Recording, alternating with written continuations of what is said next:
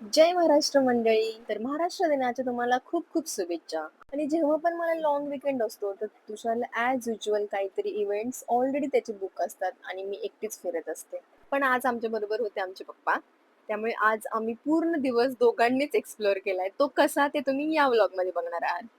आणि मला थोडं कोणाच्या तरी लग्नामध्ये जायची क्रेव्हिंग झालेली आहे, की लग्नामध्ये जाऊन मस्त काहीतरी खाऊया, पिऊया एसी हॉलमध्ये.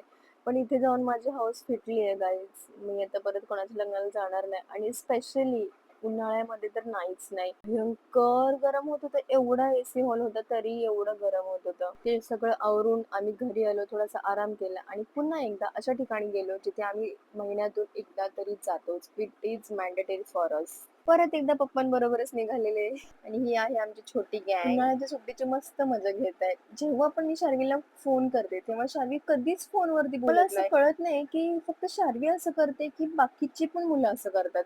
तुमची मुलं असं करत असतील ना तर नक्की कमेंटमध्ये सांगा, कारण मला ह्याचं रिझनच कळालं नाही अजूनपर्यंत.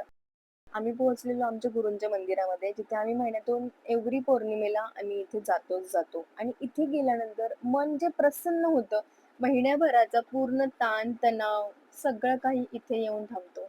आणि फक्त मोठी माणसंच नाही तर लहान मुलं सुद्धा तबला वाजवतात, पेटी वाजवतात आणि त्यांना त्या गोष्टीचा खूप आनंद पण वाटतो. भजनामध्ये मन दंगून गेलेलं, पण कुठेतरी पूर्णविराम द्यायचा होता म्हणून आम्ही भजनाची सांगता केली आणि महाप्रसाद घेण्यासाठी निघालो.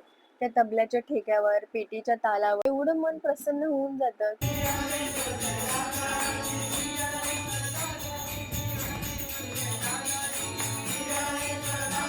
नमस्कार केला, महाप्रसाद घेतला आणि आम्ही निघालो. घरी पोहोचलो, सर्वांना प्रसाद वगैरे दिला, त्याला पण प्रसाद दिला आणि आमचा डे संपला. भेटूयात आपण पुढच्या ब्लॉगमध्ये. तोपर्यंत चॅनलला सबस्क्राईब केलं नसेल तर सबस्क्राईब करा, कमेंट करा, शेअर करा आणि थँक यू. बाय.